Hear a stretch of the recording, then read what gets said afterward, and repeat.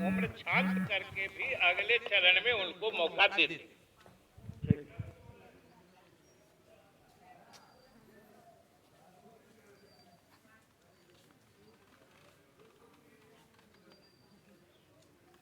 छठे चरण की बहाली रुकी हुई है, लेकिन कोर्ट ने कहीं से भी ये नहीं कहा कि इस पे स्टे लगा हुआ है। कोर्ट ये नहीं कह रहा है। कोर्ट कह रहा है कि सरकार और विभाग इस पर निर्णय ले। तो अगर सरकार को नहीं लेना है, जिन अतिरिक्त कैंडिडेट्स की बात हो रही है, तो डायरेक्ट बहाली हो सकती है। कोर्ट का स्टे कहीं से नहीं है। पूरक क्या है आपका? पूरक है महोदय कि 2011 में जो स्टेट क्वालिफाई किए हुए हैं और आज 2022 चल रहा है, इन अभ्यर्थियों को छठे चरण की तत्काल नियुक्ति सरकार कब तक करेगी, क्योंकि कोर्ट का स्टे नहीं है, और सातवें चरण की नियुक्ति कब शुरू की जाएगी, क्योंकि सरकार की तरफ से अब तक 3 साल से ये लोग वेटिंग में है सातवें चरण के लिए।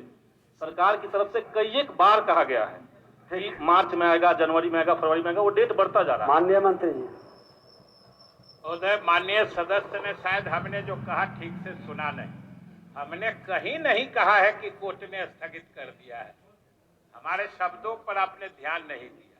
हमने कहा कि न्यायिक हस्तक्षेप हुआ है। और आप बताइए कि कोर्ट ने कहा है कि जो विज्ञापन आपने निकाला है उसमें 2017-19 के उत्तीर्ण अभ्यर्थियों को इसमें मौका दीजिए, यह स्पष्ट कहा है।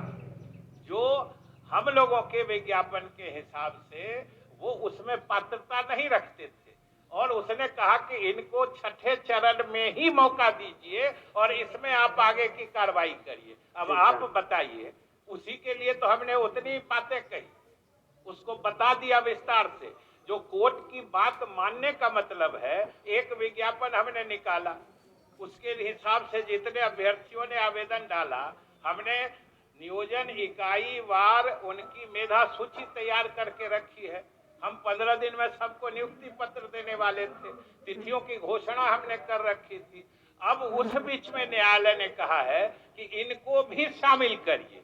शामिल करने का क्या मतलब है कि हम वो सब रद्द करें? वही तो हमने शुरू में कहा कि हम फिर से विज्ञापित करें, फिर से वो आवेदन डालेंगे, फिर से नियोजन इकाई वार मेधा सूची बनेगी। वही तो हम कह रहे हैं कि उन्होंने जो कहा है, जिस ढंग से हस्तक्षेप किया है, उसके निहितार्थ ये सब है। उन्होंने स्थगित मैंने शब्द नहीं कहा है, लेकिन जो बातें उन्होंने कही है वो स्थगित से भी ज्यादा गहरे अर्थ वाला है। माननीय सदस्यगण,